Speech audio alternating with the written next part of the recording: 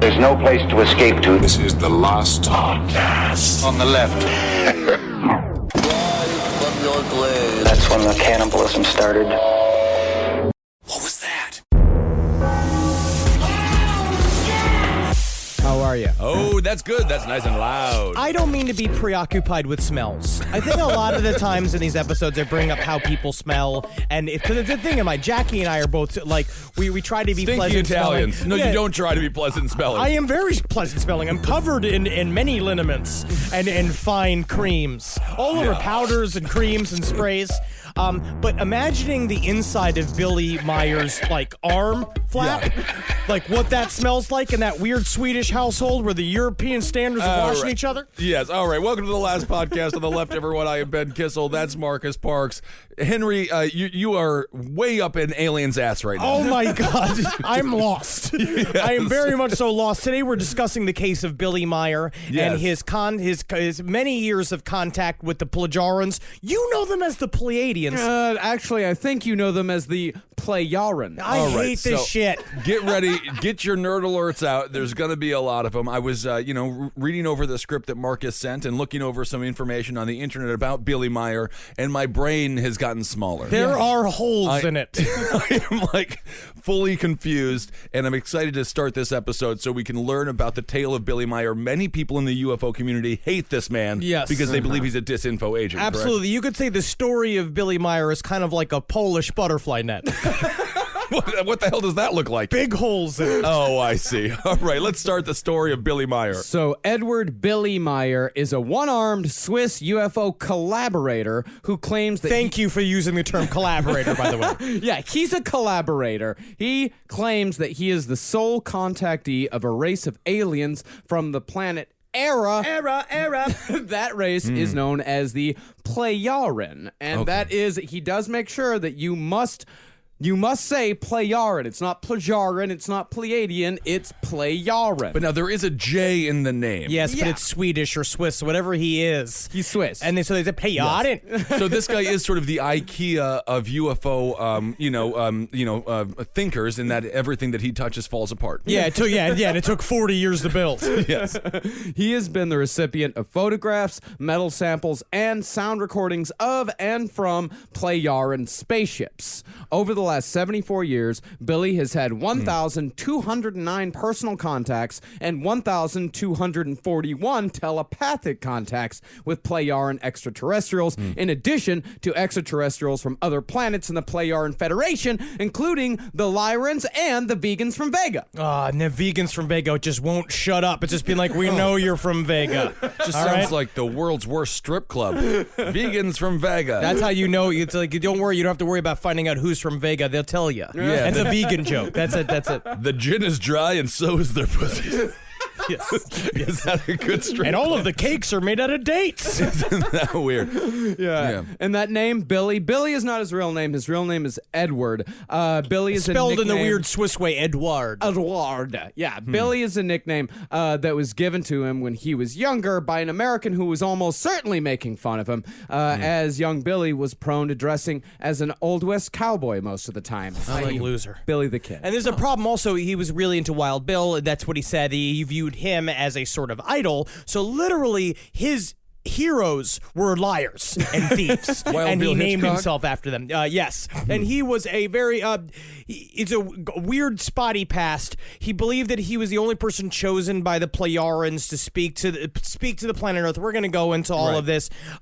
It's maybe not real. You know what? It breaks my heart. I am sitting here right now in front of you nude. And I'm going to say that I want to build. I am currently in belief of Billy. I believe all victims, and I believe Billy Meier. He's not a victim. He's a victim of the Polarians. He may very well be victims of several old men in a field that all look like Santa Claus, that all wanted to tell him how he was a special little boy. Right, giving him strange gifts. Yeah, his first contact with the Playaran came when he was just a 5-year-old boy in the Swiss countryside when he was visited in the middle of the night night by an old extraterrestrial Playaran humanoid named Svath. Svath. It's important to put all of the letters together in Swiss. How do you spell? Can we S F as in father, A as in automatic, T as in twank, and H as in height. I don't think twank is a word. Oh, when you meet one, you'll know her. Okay. Yeah, so Svath eventually told Billy that he was the seventh incarnation of the prophet that connects Earth to the Playaran people, starting with a guy named Hanak around 11,000 years ago, continuing on through Jesus, aka Emmanuel, who we'll get to later, and Mohammed, before finally settling on a 5-year-old Swedish boy. I never tell the Swedish boy you're settling. You know what I mean? that's sad. Just say, like, of course you'd want a Swedish boy. He's got an apple bottom. He's got pudgy knees, big eyes to see everything, and a tiny mouth that's not as easy to reveal secrets. I feel like you are going into a Stephen King level of, we'll talk about this. information. I just finished rereading Stephen King's It. There is a 5-page, 10-year-old fucking orgy in that book where the girl describes the penis of each one of the boys, and then they come in her. Yeah, it's like Oliver Stone's JFK sex scene, but with children. But Marcus, I do want to ask, what did this look like when Billy Meier met with Svath? So Svath. What did that actually look like? Was that telepathic? I can describe it. So he was out by the lake with his father. He was 5 years old. He said he received a special feeling inside of himself that said he needed to look towards the sky. This is his fucking Swedish words. He looked up a craft darted across the sky, a traditional dish-shaped form. From that day forth, he saw lights moving around in the sky. He was fascinated with the sky. So eventually, one night in the middle of the night, he is awoken by a sensation, which you hear a lot in alien abductee stories, where they say that they want to go outside for some reason. He goes outside. There is a glowing pear in the sky that comes around a cloud. Like the fruit? Like a fruit, yes. Or like Dom DeLuise's body. Oh, I see. Love Dom. Chris Christie's body. Oh, my goodness. Don't like him. It landed. An adult man with a full-grown beard comes out named Svath and says, "Let us sit and speak," and they speak to each other telepathically. He tells not Billy, Edouard at the time, that he is a special little boy that was created by the Plajarans in order to advance their word. Fuck that. They're from Pleiades, too, so technically, that's the thing. What I don't like about the story is that he needs to be specifically specific so it sounds super real, but it's just like, we all know it's the Pleiadians. They say it's from the fucking Pleiadians. They call it the Seven Sisters. I heard it was the Pelagians. No, it's not. I just hate it when they do that and they say it's like, no, it's actually Playarans. And it's like, because that makes it more real. Or when people say UFO instead of UFO, it drives me nuts. Right. They get caught up in semantics. Yeah, That's not the truth. Yes, I hate that shit. And so Svath told him when he was a special little boy that there were actually 4 other little boys that were created and that were supposed to serve this task. But he was the one 5-year-old that was chosen who said yes. Because the other ones, 2 of them died in a car crash in one go.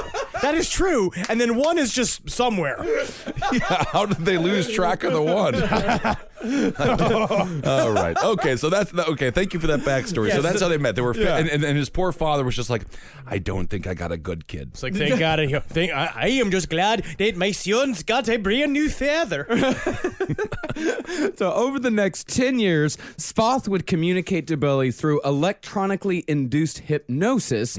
He would communicate what Billy called, quote unquote, important data on many fields of knowledge, including humanities, history, creation, facts, etc., which he would need to learn and retain. And Svath told Billy that due to this process, by the time Billy was 7, he had the intellect and emotional understanding of a 35-year-old man. And as I read that, as a 35-year-old man, Billy's an idiot.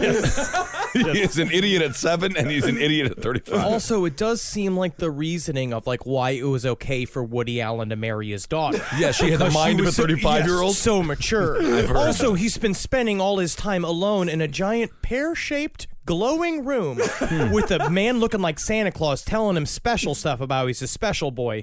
He grew up fast. Wink, wink, wink, wink. and a molest. Yes, I want to say a molest. It sounds disturbing. But we were also going to, we left out a part of this in this little world of information. I mean, no, Marcus. I was about to say, please, Henry, fill in the fucking blanks on this one. So one thing I will say is that he wrote an 1,800-page series of documentation of all of these visitations called the contact reports that he wrote over a period of time. When he was, we're going to get into when he was reached out to by Wendell Scott, who was a real UFO researcher that got caught in fucking Billy Meier's fucking net, right? His Polish butterfly net. Right. That he knew a priest named Father Zimmerman. He didn't want to tell his parents. He knew a priest. Lovely. We know, but he's an innocent man. Oh, yeah, was he? Absolutely. Of priest, course. As we know about Father priests. Zimmerman? Wait, he knew a priest named Father Zimmerman, and he didn't want his parents to know about his interactions with the priest? That seems With the interesting. priest and the other old man that he used to go meet in a field. And so he went to this priest and told him, there is a man speaking to me in my brain named Svath who's telling me all this information about the earth and things that are going to happen in the future. And Father Zimmerman says, I understand what you're talking about. That's called telepathy. Don't tell anyone we're having these conversations. And this is true. He's like, but you have to understand that you're experiencing something very special. You're a little boy. Little boys. He's 5 years old. Yeah, he's Henry is currently touching me just to make the effect really feel. You little boys, like you sometimes, it's like you can get physical telepathy because that just goes right up inside your don't mind. touch me. Oh my I'm God, sorry, Henry. touches his elbows. Ooh, you can get a little Swedish boy, his fucking eyes big, just dewy with wetness, staring at this priest. And he's like, yes. And so, but there's also a thing called spiritual telepathy, which is a deeper understanding. And that's what you have to let this come. Let it come inside you. And that's what he kept saying. And Father Zimmerman, like, kind of opened up to him, said it was okay, and explained to him that he was being prepped by aliens as well to help Billy understand himself within the storyline of the Plagiaran. I gotta say this. There is something about molesters. They can find a way to get there. So smart. the kid came with a problem with aliens. That kid could have come in and been like, I think I'm having too many sugary snacks at lunch. She's like, we got to start working out. They can always pivot. You got to come by my shack. I have all these kettlebells. Isn't that crazy? It's also kind of like when you go on a date with like somebody and you have to pretend to be interested in the fact that they felt like they were born to be a bluesman, and you have to go like, yes, interesting. That is very interesting. Good. Yeah. But they're always wrong. They're always named, like his name's like Brett. He doesn't understand sadness. Yeah. If you're out there on a date with, if you're a gal on a date with Brett right now, just make sure he pays. The other possible scenario was that Father Zimmerman and a fucking dude named Svath. I'm pretty certain Father Zimmerman's first name is George. George? A fucking Swedish version of Sounds like a George curler. Zimmerman. And then I imagine what happened is that Father Zimmerman tells him that it's okay to talk to aliens, and then you have another old man who's just coming out of a field with a cart with a bunch of Christmas lights wrapped around it, and it's fucking molest season. And then Father Zimmerman winks at him. He's like, tell him you're the alien. I'm the alien? Yes, you're the alien. Oof, I love the role play. Ooh, I am as hard as a Gibraltar rock right now. So, Billy, because of all this type of stuff that's going on, all this telepathy, this electronically induced hypnosis, he would eventually have the highest degree of spiritual evolution of any human being on Earth. And that is why Billy is the only person out of 7 billion humans who is allowed to speak to the Playaran, who is allowed to speak to them, who's allowed to see them, who's allowed to communicate with them telepathically. They will only communicate with the most highly evolved being on this planet for no other reason I can figure out other than just a bunch of snobby dickheads. Well, if they were... Yeah, hold on. Go. They're just a bunch of snobby dickheads. Snobby dickheads. I'm saying, yeah, the fucking Playaran. They're all just a bunch of snobby dickheads. Oh, I'm only going to talk to the most highly spiritually evolved being. But they made it that way. They they're- molested him to be that way. They're talking to a dumpy Swissman who shits cheese. I mean, this is not, I don't know how snobby they are. They could have chosen anybody. They're not talking to me. Well, that's because you're on your medication. Yeah, exactly. They knew you would go on podcasts, and they can't have all the information spread too fast. But he had said that too. Apparently, that's what the Plagiaran's actual. You gonna correct me? You want to correct him? Correct him. Playaran. Okay. Correct the record.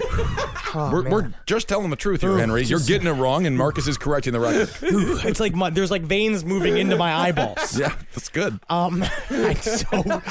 They said that having too many speaking for the Plagiarans all at once. I cannot say it. No, you have to. It's fine. It's the last time.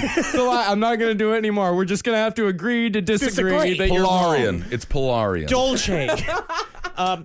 But they said that having too many speakers all at once it's too many cooks would spoil the broth. And they also said that it takes They time. use that analogy? Yes. They actually use that analogy. They literally have it in the writing. They say, like, as a term that you humans use all the time. I've heard that sometimes too many cooks spoil a stew.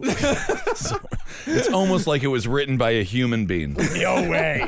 Now let's learn a little bit more about these Plejaran peoples. They look much like us with minor anatomical differences that are never quite specified, or ones that I've never actually been. Henry, have you found out what those minor anatomical differences are? No, I think they just said that to him because it was all like something to cover the molesting. I think they all look like Jennifer Love Hewitt. She does have an alien look about That's her. what I'm saying. Light on the bottom, heavy on the top. The female version that he's talking to, her name is Askat. You're going to find that later on after Svath dies somehow for some fucking reason. Now you're just giving away all the plot You're points. giving away the plot points. It's Polarians. So you need to get this right, Henry. It's rare that I am the expert here. I'm taking very over the strange. mantle. I'm sorry. This is how No, you because win. it's like when you go to Starbucks and when they say large and do you mean venti? No, I mean a large. I want the big one.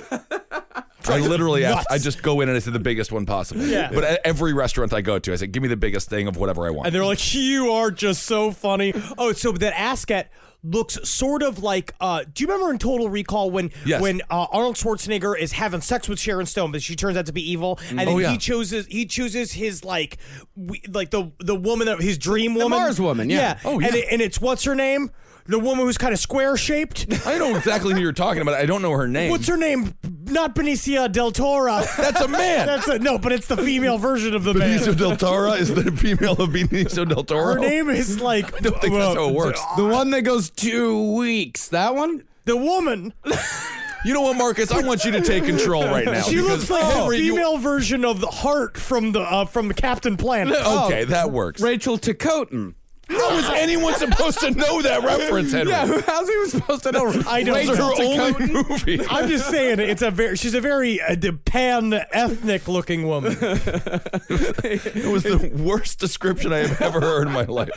Well, besides them having those minor anatomical differences, they also live for about 1,000 years, have a population of about 120 billion spread across their federation, and are all Nordic looking. Well, apparently there are two universes that we exist in, the Tao universe and the Doll universe, and both of which are filled with human-like creatures. There are actually very few creatures that are not human-like, because we all come from the same base society from millions and millions of years ago, and we're all seed races. So it's doll and doll? Doll and Dow. Doll and doll? Yes. And what separates us from each other? A fraction of a second. A my friend. fraction of a See, second. A fraction of a second. See, Era, the Plejaran homeworld, is a fraction of a second shifted from our own dimension. See? Yeah.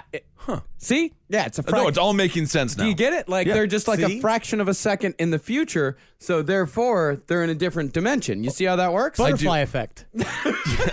See? I do believe you misspoke, though. It's Pelagarian. Thank you. Thank you.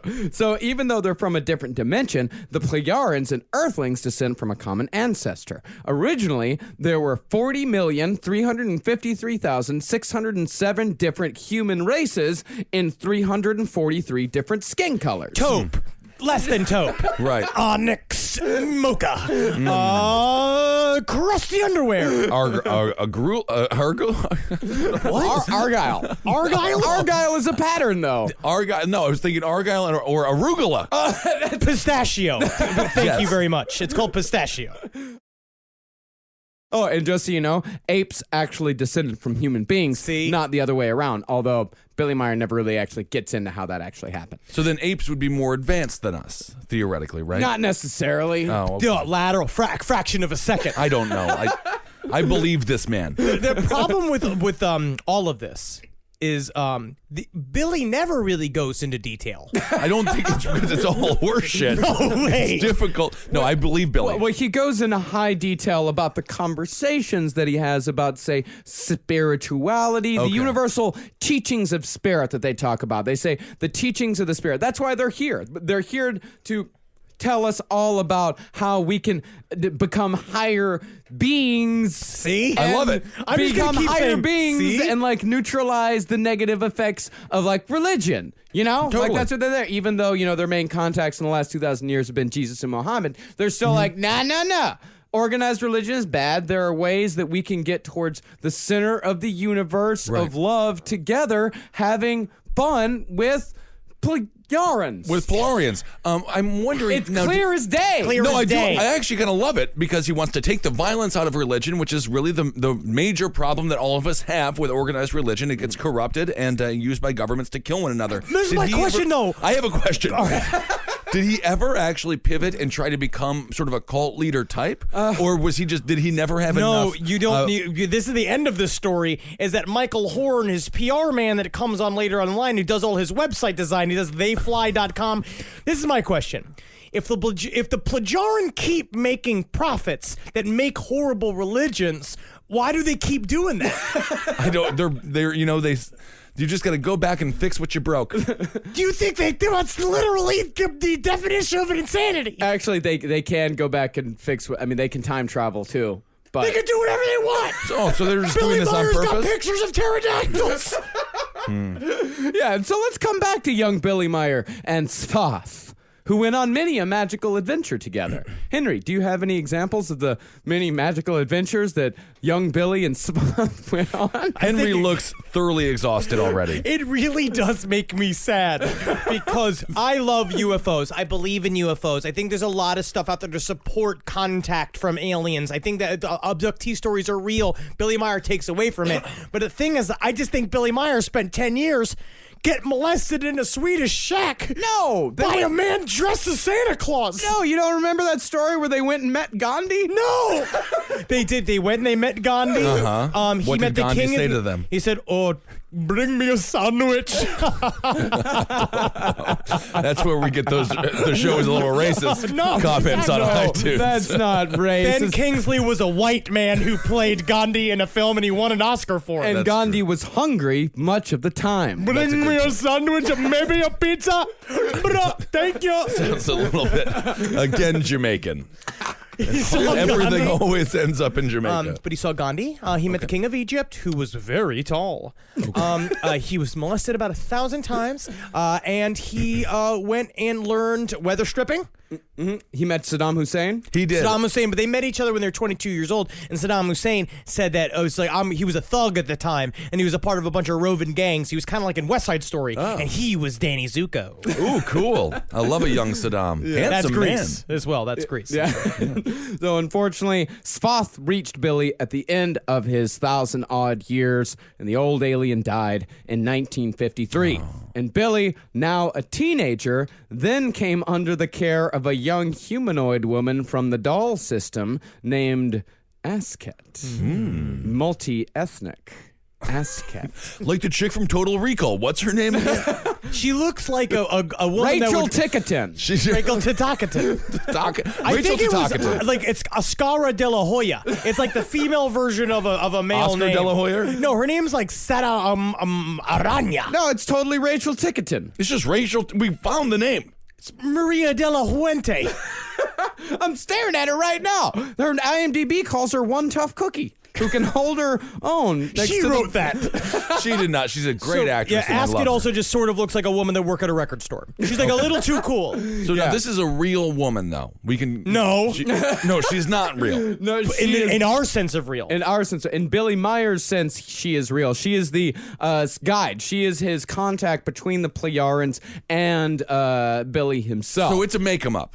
Well, So if he's on a date with her, there's no one sitting across from him. yeah, we'd see her, but she just, She's kind of there in the way that your grandfather's always looking out for you. You know what I mean? just don't even like even understand. from heaven, he's looking out for you. no, she is a physical being. I can touch her. You could touch her. Okay, I could shake her hand and say, "Good to meet you. Here, I am Ben." Of course, yeah, you absolutely could. These people do exist. Okay. However, they do not have any contact with any of us. because we're not worthy, because we're not one of the most evolved human beings on the face of the planet. Exactly. I see. Yeah, and And also, it's kind of weird that, when he was a little kid, he had an old man hanging around with him all the time. But then once he hit puberty, all of a sudden, it's hot chick just fucking taking him around the universe. Yeah, you get the feeling the old man no longer had a use for him, which is really sad. Yeah, like he was a fucking stiff mop.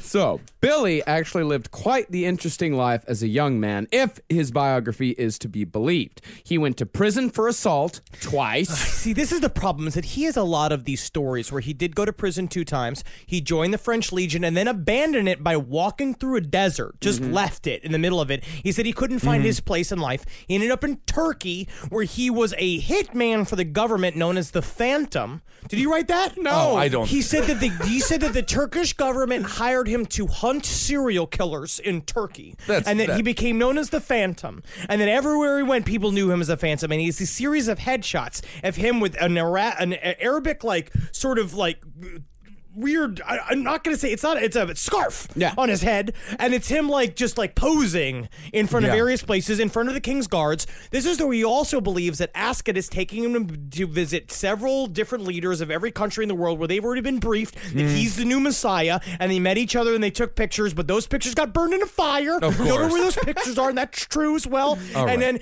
he went back in the past and took pictures of pterodactyls, and he has them. Yeah, so he deserted from the Legion. He went back to Switzerland and was institutionalized for 2 years. After his release, he, of course, did the whole assassin thing for a while until he ended up in the Middle East and started work as a day laborer. And there is where he met a priest named Isa Rashid in 1963. Okay, so we have these things. Now, is there documentation of him getting arrested twice? Is that real? I mean, there's no documentation. This would be documented, correct? There is no proof that this man existed.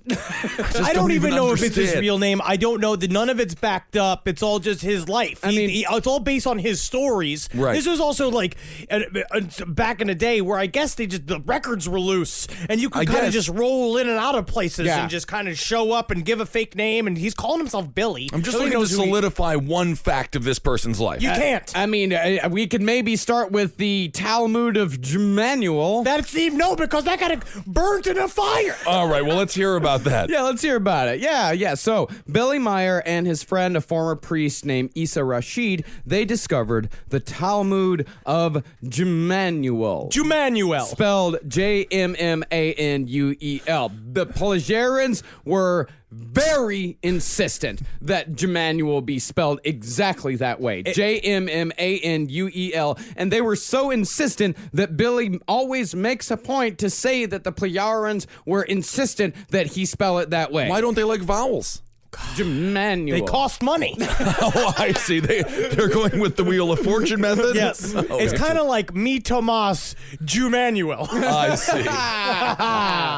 Man. All right. So is it Emmanuel or Jemanuel? It's Emmanuel. Jumanuel? Jumanuel.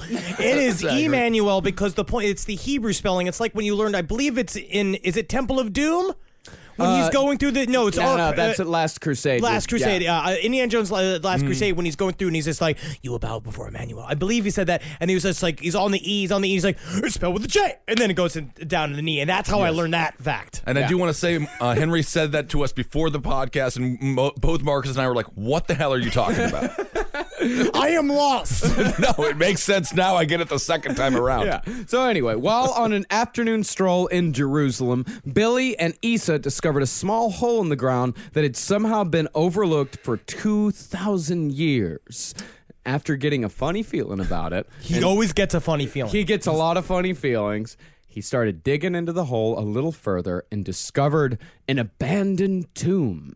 And contained within, hidden under a large flat rock, was a package containing 4 separate scrolls covered with Aramaic writings. These scrolls would come to be known as the Talmud of Emmanuel. These were a secret chapter of the Bible. I'm going to rebrand them the Dickweed Papers. Yeah. Yeah, so these scrolls were actually written by Judas Iscariot on behalf of Emmanuel, a.k.a. Jesus. Jesus Christ. Jesus Christo. Truth is, it was not Judas Iscariot who was the betrayer of Jesus. Yeah, you idiot. You were wrong the whole time. You fucking moron. Totally. In fact, the two were like best buddies. Yeah, you I'm fucking going to say we dummy. are all falling into roast mode right now. We are No, best buddies. They loved each other. Actually, it wasn't Judas Iscariot who betrayed Jesus. It was Judah Iscariot. Yeah, you fucking moron. Get your shit straight. You shouldn't be allowed to have kids. You've been wrong for so long. And Ted Bundy wasn't the killer. It was a guy named Ted Glumby. It's Glumby. Everyone know Glumby did it. Tell the jury they're wrong. Tell the jury they're wrong. Yeah, although it is quite the coincidence that Jesus was, betrayed by a man who had almost the same name as his best friend. I really feel is- bad for Judas now. Absolutely. It is a coincidence. Yeah. Like crazy. And that was Judas's last words were, Glumby did it! Glumby! But what the Talmud of Emmanuel proves, if it is in fact real and you take the Bible as truth as well, is that Bible stories were a hell of a lot more alien-based than the church has led us to believe. That would be so fucking cool if that was true. Well, this actually, I mean, this is fairly common in alien lore, right? I got a whole book about it. It's called Extraterrestrials in the Bible. It's boring. Yeah, it's boring as shit. But Well, that means it's real. yes, exactly. That's either you make it specific and boring. Yeah, and this is the Talmud of Emmanuel's version of the baptism of Jesus by St. John the Baptist in the River Jordan. Who had antennas? Chapter 3. When Emmanuel had been baptized, he soon came out of the water of the Jordan, and behold, a metallic light dropped from the sky and descended deeply over the Jordan. Consequently, they fell on their faces and pressed them into the sand, while a voice from the metallic light spoke. This is my beloved Son, with whom I am well pleased. He will be the King of truth, who will lift the human race to knowledge. Behold, after these words, Emmanuel entered into the metallic light, which climbed into the sky, surrounded by fire and smoke, and passed over the lifeless sea. As the singing of the metallic light soon faded away, after that, Emmanuel was no longer seen for 40 days and nights. You sound like an IBM computer eating a mayonnaise and tomato sandwich. That's the idea. I don't know why, but I'm just, that's a classic sound. So where did Emmanuel or Emmanuel? Let's go with Emmanuel. I like Emmanuel. Emmanuel. So where did Emmanuel go for those 40 days and 40 nights? Well, the Talmud says that Emmanuel, a.k.a. Jesus Christ, was actually cruising around the stars on a UFO learning the ways of the universe. Damn. Having Silver a Foot. rad fucking month. Yeah, so just like sometimes it's nice to be Jesus. Sometimes you just gotta ride along. And Meier, he doesn't just have the Talmud of Emmanuel to back this up. Following his discovery, Ascot, remember Ascot, the Plejaran handler, took Billy back in time to meet and hang out with Emmanuel for 4 days. And if you're wondering how Plejaran time travel works, Meier states, in short, If tachyons with a higher light speed than of those in normal space and the presence of the material universe in any given hyperspace is stored around a flying object, it is automatically flung into the past, while a crowning flow below our present speed of light results in a trip to the future. God, the Swiss sound like they're speaking in italics. It's frustrating. And that is total nonsense. no, that's just bare bones. That's bare bones. That's bare bones. It sounds like nonsense to me or you, but Billy actually, he doesn't know how it works. See, it's not about, you can't hand the details to the guy who's the front man. Yeah. Fucking David Lee Roth doesn't know how the speakers work. He's just there to rock. That's right, and jump. Yeah, because if Billy did know how it worked. He'd be all way down with fucking horseshit all day long. No, dude, he'd get kidnapped. He'd get kidnapped and forced to use his time travel knowledge for evil rather than good. Rather than good. Yeah. So ignorance is saving him in this situation. Yeah, I mean, it's plausible deniability, Ben. You know all about that. Of course. Always be with like, the president. what? With who? With what? Where? I always say that. If someone's about to tell me important information, I say, whoa, whoa, whoa, whoa. Plausible deniability. Tell it to Henry.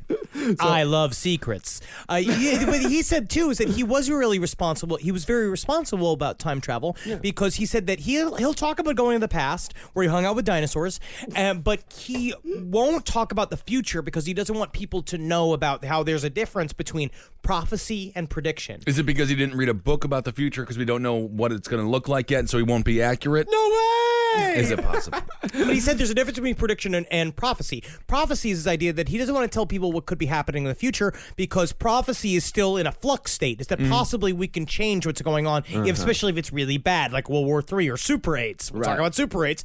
And then he does say, though, predictions are solid and are going to happen, and there's no point in telling people what's definitely going to happen because then you're just going to make people all sad. So, after the meeting with Jemanuel, Billy left the Middle East and spent a year in India where he took his first photographs of Plejaran spaceships, or as they call them, beam ships. As he calls them beam ships, and you know why? Why? Billy Edward Albert Meier. Billy Edward Albert Meier. Is it Albert? All I know Is it Angus? I just saw A. Yeah. Billy Edward Albert Meier. He named the spaceships after himself. Yeah. Billy, I want to believe you, Billy. Just give me one reason to. Beam. They called me Beam. It's because they're beam ships, and they would not be called the beam ships if it wasn't for me to find. Okay. So they're beam ships, which actually kind of works. I mean, it's a good acronym. It does kind of work. I mean, Henry, what did he do in India? Did he do anything besides just take some fuzzy pictures there? He showed up at an ashram in India when he told them, they called him the spaceman. He come in and he said that he was talking to aliens. And by the way, they call him the spaceman. He's a Swedish dude dressed as a cowboy. Yes. So Well, actually, that is what you want. He is dressed like an alien trying to fit in. You will literally find 5 of those guys in a hostel in Midtown New York. Oh, totally. They're like, I mean, if you were an alien and you're coming to Earth, you choose an accent, you choose a look, and you choose an outfit. I mean, it was like, we're going with a Swiss accent. We're going to be a man. He's going to be straight. He's going to dress like a cowboy. He literally just threw darts at a wheel. There's no way they're not going to think he's a characteristics. humanoid. But he went to the ashram, and that was where he started taking pictures of UFOs. Right. And that is the one thing that Billy Meier is incredibly famous for. If you have gotten this far and know anything about Billy Meier, he's famous for his actual footage of these beam ships. And so he started in India, and they were all very fuzzy, and it is very spicy. It is spicy, but I did watch some of those videos. Now, when it comes to alien footage, there isn't much good stuff out there. They're not horrible, right? They're completely fake. But now, how did he fake them? A guy named Phil Langdon did all of them again on his YouTube page. He just went, literally, they're miniatures. It is a piece of spruce that is put far away from the camera, and then another tiny little airplane thing. He put it on like a wire, so it was a hard pendulum type thing, and he kind of did he kind of spun it around a tiny little tree. He's like, what's his name? Alec Baldwin in Beetlejuice. So the whole India thing, that, as far as I can tell, when he took the pictures of him, is the last contact that Billy would have with the Plejarans for 11 years. Do we know why the break happened? Seems what happened is that somewhere during this time period, he was on a bus leaving India, going to Cleveland? I feel like that's exactly where you go on a bus. And how he says is that he was like, it was a warm day. I wanted to feel what it would be like if my hand was a cloud. And he stuck his hand, I'm bad at this accent. No, it's a good accent. He stuck his hand out of a bus, and apparently a drunk driver across from him on another bus who was driving that bus, who was hammered, slammed in his bus. The bus flipped. And he lost his arm in the accident. And then apparently he was wandering the desert for months. Without the hand. Without arm and stuff like that. He said he was delirious. And then he said this thing on this documentary I watched called, I believe it was called The Silent Revolution of Truth from UFO TV. And he talked about how he's like, in that time period, I learned that you cannot face your regrets, and you're going to do actions that are going to be against your nature, but you're supposed to learn from them. Alluding that he did fucked up shit. Yeah, he did horrible things without a hand, which makes him more horrifying entirely. Because think about how good at fiddling you gotta be if you only got one hand.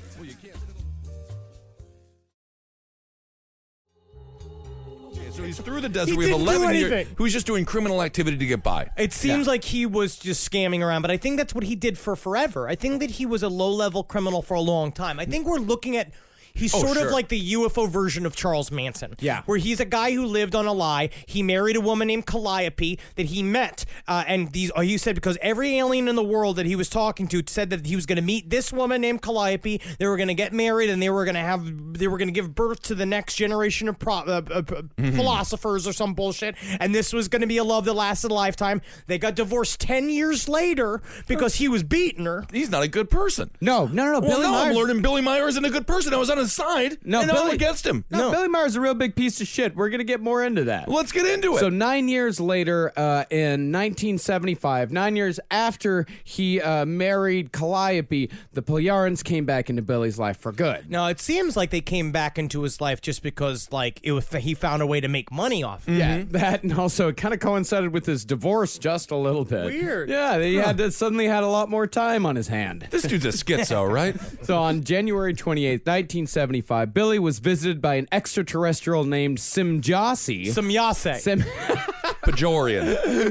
Plajari. Plajarian. Simjase, who was the granddaughter of Billy's first handler, Svath. Yeah, he was quite a handler. Oh, right. Leave it alone. And along with Simjase came Ptah, Playa, and Quetzal, who claimed that he was also the famed Quetzalcoatl of Aztec lore. And one named Sherlockwa, who said that he was of the famed Sherlock Holmes. Oh, from interesting. Sir Arthur Conan Doyle. Yeah, and over the years, Billy would meet many an alien whose names would increasingly get more and more bizarre as time went on, as if he was running out of stuff to tell people and couldn't come up with anything I better. love It these sounds names. like he was just rhyming the food that he was eating. Quetzal sounds like pretzel. Pretzel, yeah, he's just looking at whatever food's around. Yeah, you're going to be Omato. In addition to all of those, there was Andron, Zeltan, the spirit guides Melchora, Urlana, and Jasoan. There was Fetanica, Nephratisa, Cladina a Karin, Zerula, Zeruel, Zeruala, Zeawadon, and Zafantak Penech. They all sound like prescription drugs. Yeah. Wow. And then, those were throughout the years. And they really did. As they went on and on and on, they got weirder and weirder and weirder because he was, of course, running out of shit to talk about. It's got to be a very stressful morning. He wakes up. He's like, I got to come up with a new fake name every damn day. Well, you could also just, again, like a cult leader, he has to continue the storyline or else he's not going to be able to sell more stuff. He's not going to be able to keep people in his circle. So in 1975, that's when this man named Wendell Stevens showed up and said, I'm going to bust open this case. And originally, the Billy Meier story was really small. He just showed up and he said that I've been taking pictures of UFOs. I have all this documentation, and they talked to me. And eventually it grew to include the Tao and the Doll universe and the many different levels of existence and his philosophical writings that we're going to hear about now. Yep, the contact reports, as they're called. These are supposedly transcribed conversations that Billy Meier has with various alien races. To date, there are 26 published volumes of contact reports, though they are only officially published in German under the name Pleiadisch Kontaktberichte. Is that real? It sounds horrifying. Did you get a good pronunciation on that? Yeah. Pleiadisch Kontaktberichte. That's how I took German for a couple of years. I don't know what that means because I forgot all of it. I think it means it's nothing- Plajarin, or is it Plajarin? Contact a Bible stickle stish. Okay. And these discussions, which are reportedly highly detailed, deal with such subjects as spirituality, the afterlife, the dangers of mainstream religions, human history, overpopulation, and of course, prophecies. But he still uses mainstream religion as the catalyst for most of his theologic thought, right? So, well, it's more of like the broad-based Christian shit of like everyone needs to understand everybody, and you treat people how you treat yourself, and it's more about weird philosophical things. But it's all vague. None of it's specific, except for later on when he had direct transmissions. You're going to see on the website theyfly.com. He came out and said stuff about like marriage advice, dieting advice, all sorts of fun little tidbits are there, and also Right. how to take care of your pet.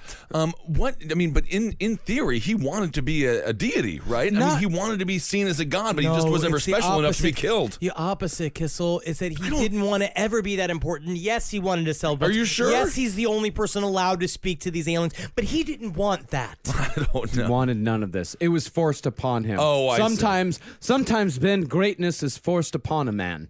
And Well, that Billy is- Meier is that man. Well, then go to the police. I mean, that's not right. So Billy's most enduring prophecy involves his repeated and shifting prediction of the coming of World War III. So far, the date has come and gone at least 5 times, with the last happening 5 years ago when Billy said that 4 world leaders would die within 7 days of each other, kicking off World War III 2 years after that. And of course, that's just one of the dozens of prophecies Billy and the Plejarians have foretold. Henry, what are some of the other weird prophecies? Well, they said apparently they predicted the Russians were going to attack Afghanistan. They're going to go to Afghanistan. They predicted that. They predicted, of course, the World Trade Center.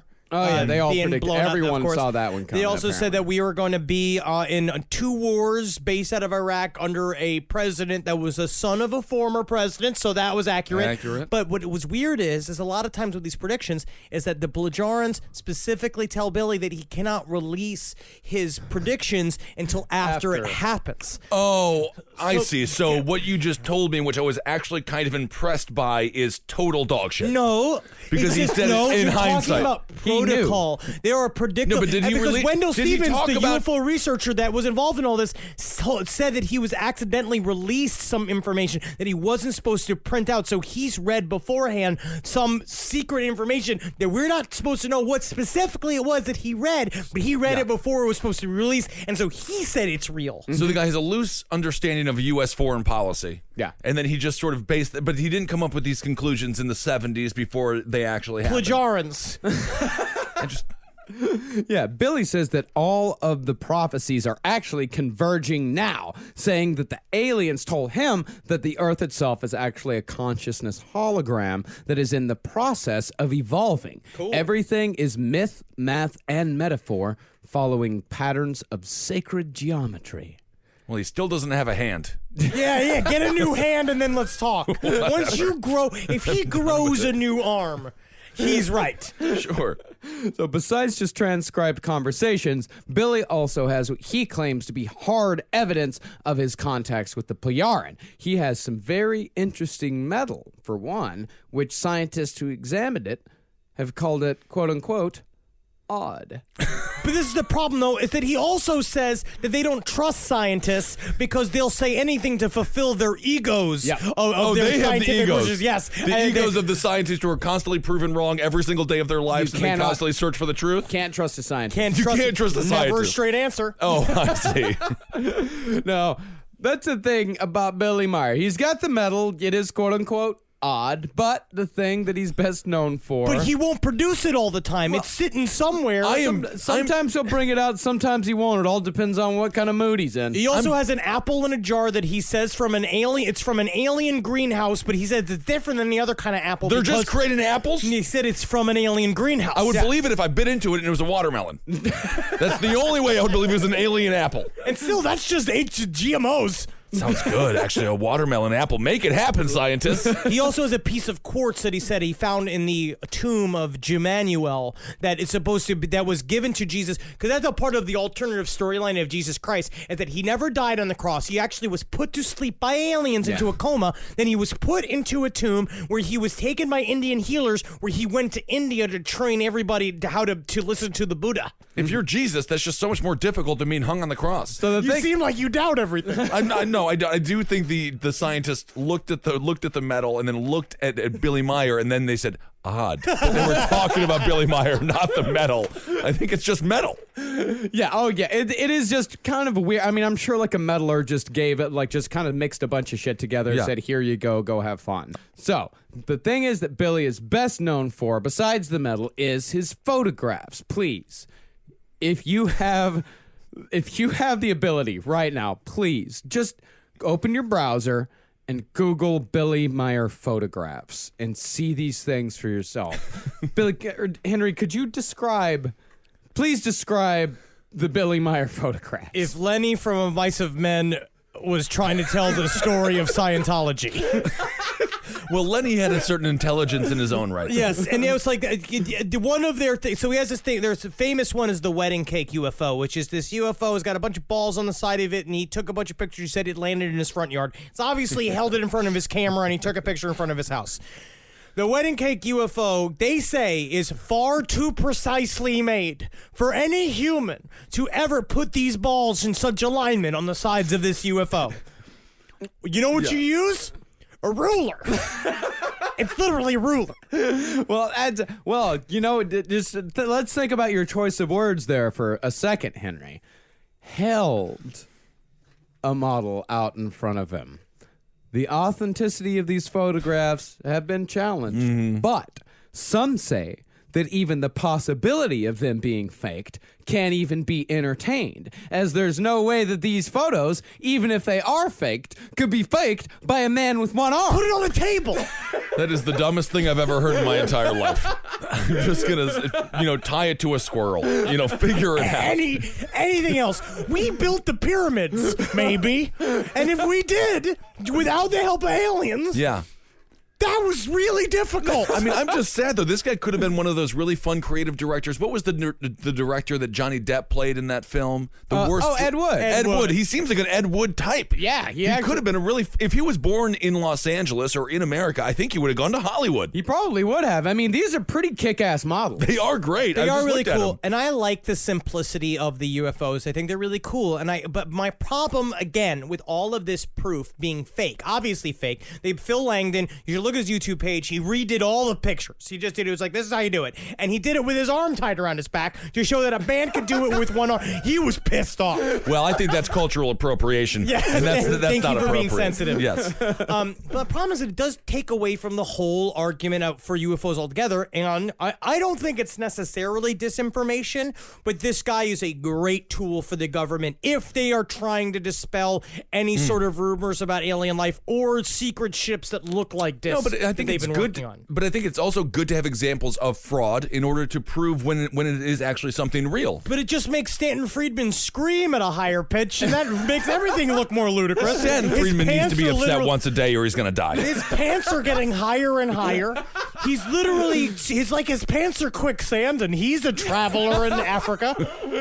Yeah, and actually, speaking of Stanton Friedman, him and Jacques Vallée, they ain't believe in this guy one bit. No. And They don't believe in him. Yeah, and if you ask me to side with anyone in the UFO community but Stanton Friedman, I'm going to tell you to go straight to hell. Go straight to hell, you Whoa. fucking idiot. Yeah, because Whoa, I'm on Jesus. Stanton's side. I'm with Stanton. You're Yeah. with her. I'm with Stanton. I'm with Stanton. Well, am I with her? Suspenders for every egg-shaped man. Why am I getting yelled at? I didn't even know I was about to get into a fight. All conversations with UFOs either have to begin or end with screaming. Oh, I understand. Yeah, and speaking of criticism, Meier does have quite a few detractors in the UFO community, specifically a man named Derek Bartholomew's. Bartholomew's? Because Now I really feel like I'm at family dinner. I actually do have flashbacks to my gay brothers and my evangelical parents screaming at each other about orientation, and I just want to eat a fucking terribly cooked steak. Yeah, Derek Bartholomew's is a member of the Independent Investigations Group, and Bartholomew's is particularly... It is so independent, it's like he's the only one. Super independent. Yeah, Bartholomew's is particularly critical of the organization that Billy founded way back in 1975, the Freie Interessengemeinschaft für Grins und Geisteswissenschaften und Ufologie-Studien. You just broke podcasts. No, All of Sweden just shut it off. that's not Swedish, that's German. That was German. No, it was good. It was good. Ja, Freie Interessengemeinschaft für Grenze und Geisteswissenschaften und Ufologie-Studien.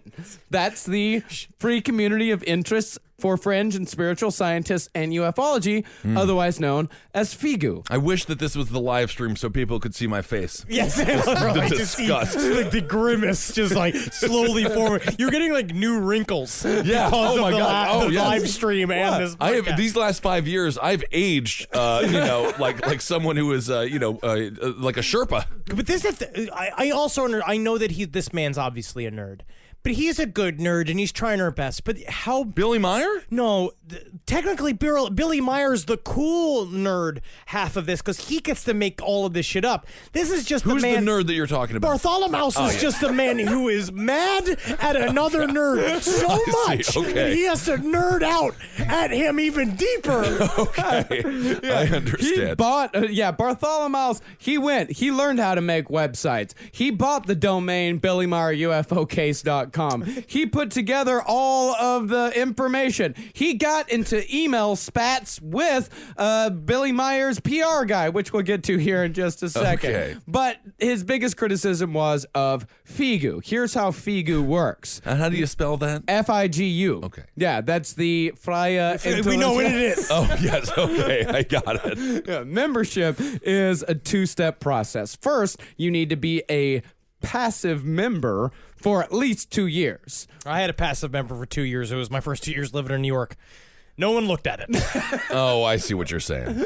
This requires a $98 subscription to their quarterly newsletter, an annual membership fee of $39, a one-time application fee of $39, and a mandatory annual contribution of 7% of 1 month's salary. A passive member is also required to work 3 full days annually at the FIGU Center in Switzerland, Which is his house. Which is his house, Yes. to remain a passive member in good standing. And if you're not able to work the full 3 days, you can pay $91 per day, or you can pay $274 for all 3, which means that you're paying $91 per day for all those 3 days plus a $1 surcharge. I'm extremely confused. So it's 7% of your 1 month paycheck. 7% of And 1 with month's that, salary. And with that, you're able to go clean his toilets. Yes. Well, I mean, you're probably also actually- you're cleaning his yarns. Actually, you're not. It's not that you can clean his toilets; is that you're forced to clean his toilets. This is like Fight Club for fucking dickheads. Yes. I mean, at least in Fight Club, you got to scruff around and get drunk and do drugs. It's smelly Scientology. Yeah.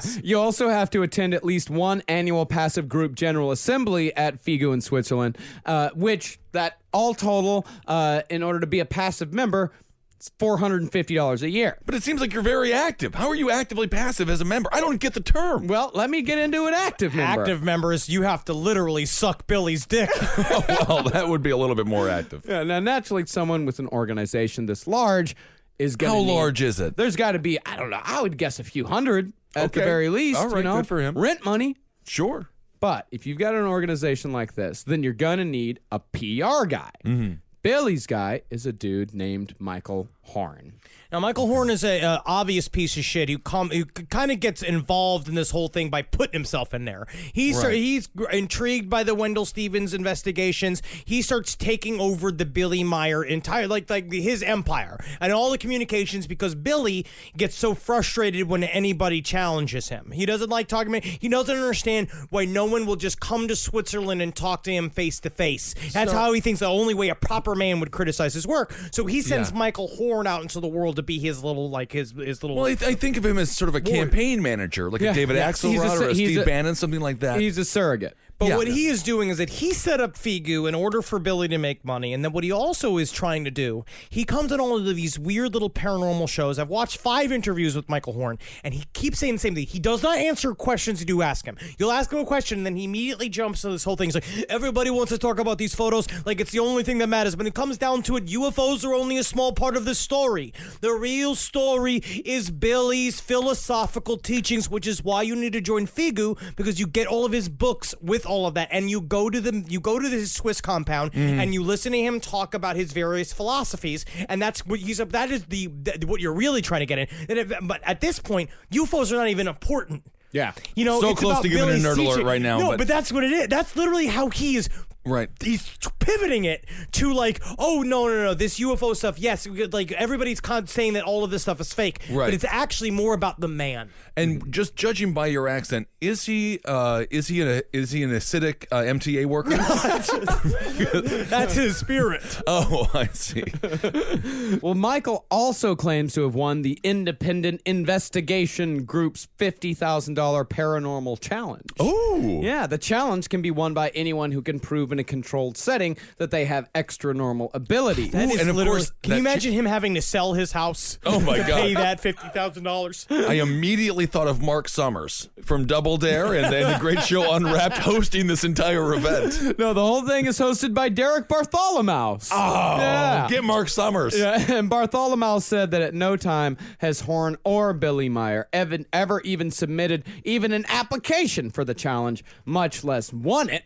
But Bartholomew seems to be the least of the enemies that Billy has made in his life.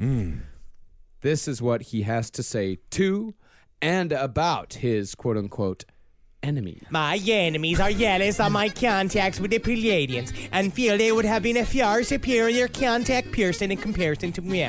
These enemies do not consider that my contacts have not only entailed fame, for which they are lasting with all of their egos, but also serious problems, e.g. altogether 13 assassination attempts which have been led against me. I love it. You didn't go into Jamaican, you did go into Cartman, but that was a great accent. I'm trying my best You're really with getting- new accents. You're doing great. But it's true, yeah. So he's saying there's pressure. Who would want this pressure? Yeah, and did you hear that correct? 13 assassination attempts. 13. 13, and that was in Right. 1998. By 2011, Billy had 22 unsuccessful assassination attempts. Now, what do these assassination attempts look like? Were they guns? Was it an archer in a tree? People coughing near him. And then he's like, they're trying to get me to super Yates. It's everything that you can possibly imagine. In the year that the Satan was made, 2 attempts occurred on consecutive days. The first attempt was by gun, in which an assassin took a shot at Billy's head with a .22 and missed. Only 28 and a half hours later, another assassin, or possibly the same assassin, tried killing Billy with a throwing knife, but thankfully the knife was cheap and Billy was only hit by the handle. And that's what happens when you send Crocodile Dundee to go and do a job. I also think he's the middle of the Scandinavian forests.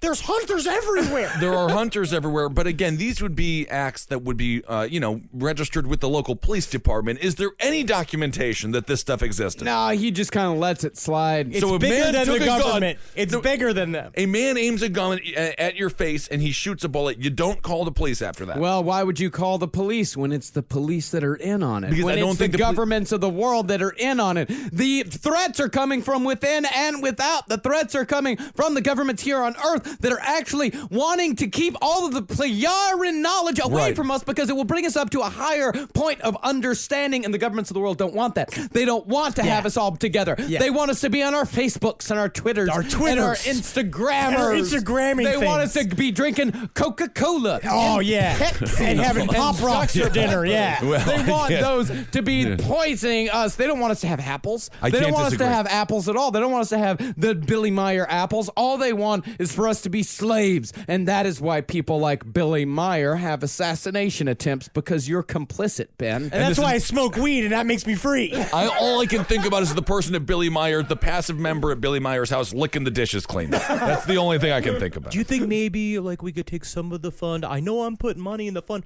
Could we get some sponges or? Open your mouth. You see that? What do we call that? That's the sponge. Oh, my tongue. Yeah, your tongue is the sponge.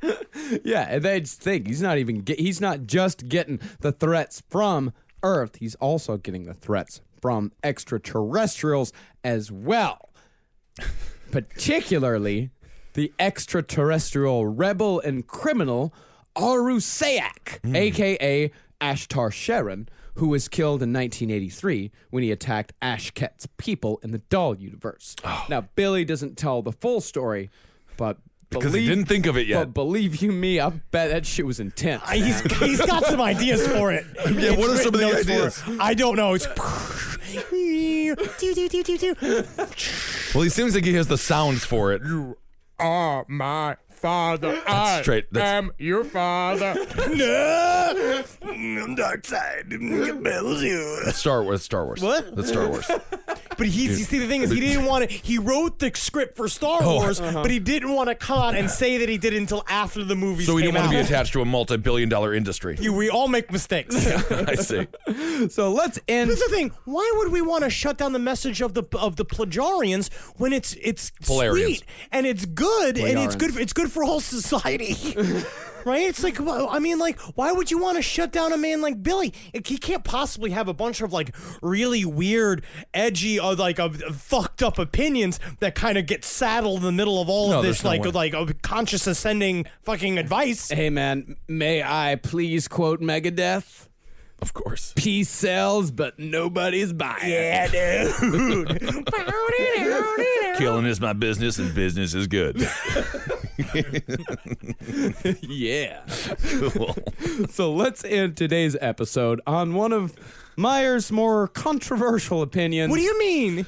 Namely his intense lifelong homophobia. Oh, I knew he was an alt-writer. He's one of those guys who really likes the word degenerate. He claims in one of his prophecies that AIDS will become an epidemic that will eventually wipe out mankind should we leave it unchecked. And naturally, this is all the fault of, quote, Degenerate homosexuals practicing sodomy with long-tailed monkeys.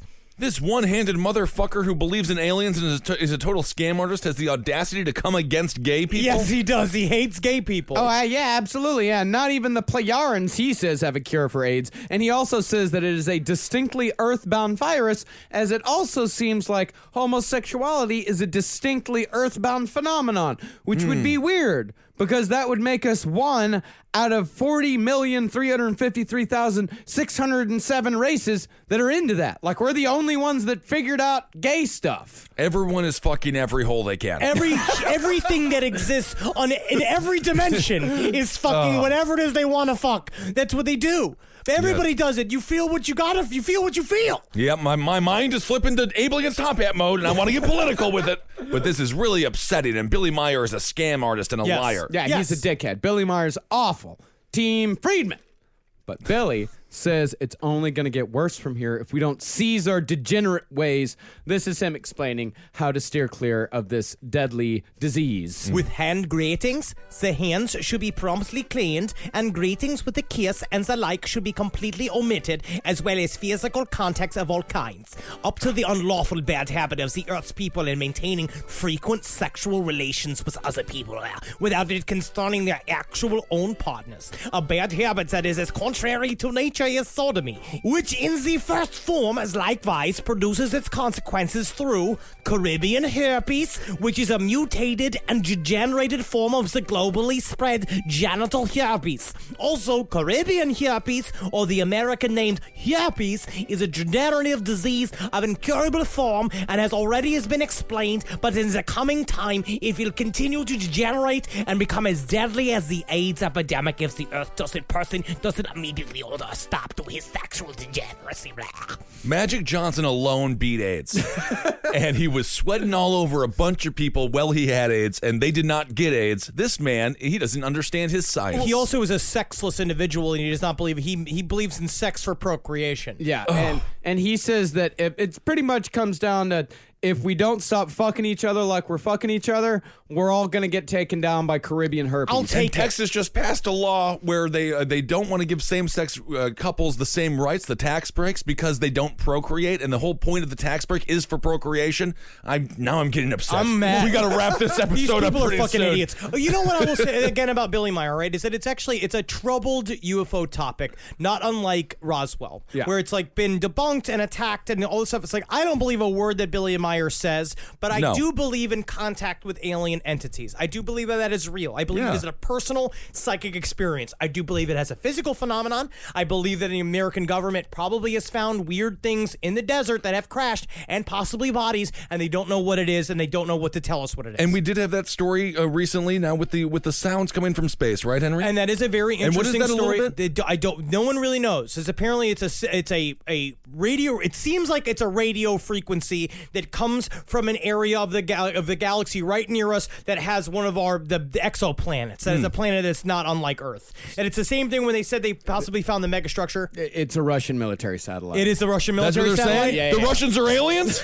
We got to destroy the Russians right now. I'll also say very convenient. If you want to get point. double, I'll deny Totally. everything until I'm literally raving mad in an insane asylum. I know. I feel like everyone's getting pretty upset at this point of the show. I'm just saying to remember that aliens are, as far as I'm concerned, they're real. And UFOs are a phenomenon that we do not understand, and we should not stop attempting to understand them, Billy Meier's homophobia aside. Well, and the good thing about Billy Meier, the con artist, is then we can take seriously the individuals who aren't. The problem you is need it's to the have the opposite. lie before you can find the truth. It's bad for it to take legitimacy, because then Billy Meier pops up to the top.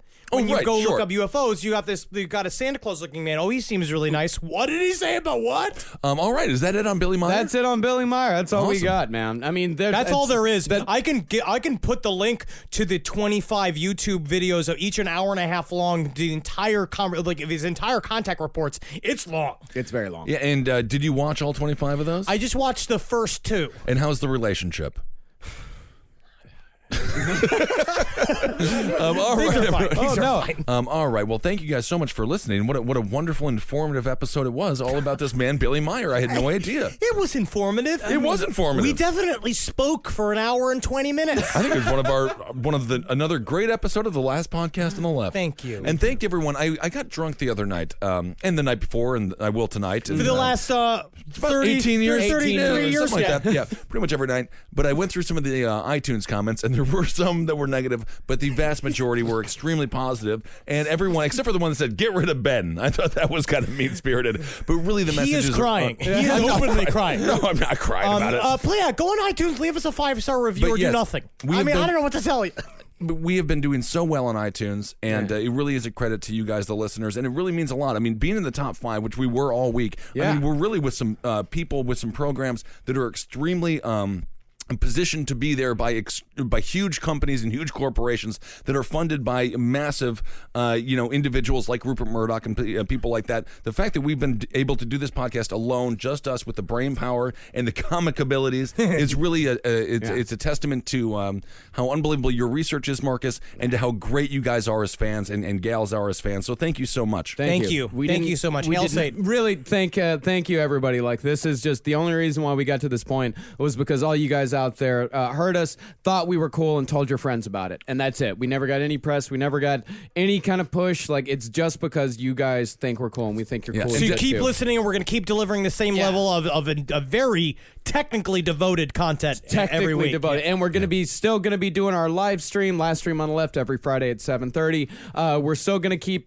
coming out and doing live shows all over this country, all over the fucking world. Go to last podcast or go to cavecomedyradio.com/live to find tickets for all of our upcoming shows, including Seattle and Portland in December and Washington, D.C. in October. We're going to keep doing all this shit, and the only reason why we were able to start doing it in the first place is because you gave to our Patreon page. You can go to patreon.com/last podcast on the left. If you want to give there, if you only give $1, if every one of you guys gave $1, it'd be fucking fantastic. It would be amazing. But you can give whatever you feel like we deserve. Please. Thank you. Yes. Thank you. Thank you guys, everything, for all your support. And thank you for supporting all the shows. Speaking of iTunes, Ableton's Top Hat is 5 spots away from beating Glenn Beck. We were so close this week, and we will get him soon. So listen to Ableton's Top Hat for politics, Roundtable of Gentlemen for just drunken good times with your friends, Page 7 for all your entertainment needs, Sex and Other Human Activities if you want to hear Marcus talk about his dong, and I mostly talk about my brain. I thought that was your dong. That's worse. I'd rather you talk about your dog. No, that's why that show is it makes me feel bad. But I love the show, and of course the Lucky Bones show for all your music needs. MacLeod.com/Marcus Parks. And find us on Twitter. I'm at Henry Loves You, at Marcus Parks, at Ben Kissel. Yep, Ben Kissel. And also on Instagram, I'm at Dr. Fantasty, at Marcus Parks, at Ben Kissel 1. Just one. And you can find us on both for Last Podcast on the Left at LP on the Left. Check us out. Hail Satan, you fuckers. Hail yourselves. Yeah, go out there and teach people about aliens. Grab them on the street. Tell them everything that you know. And don't let them leave your home until they sign an affidavit agreeing with what you said. He did just tell you to commit 3 felonies, so don't do that. Do what you have to do. Do what you have to do. Hail Geen, everyone. And may gustalations. Tell me.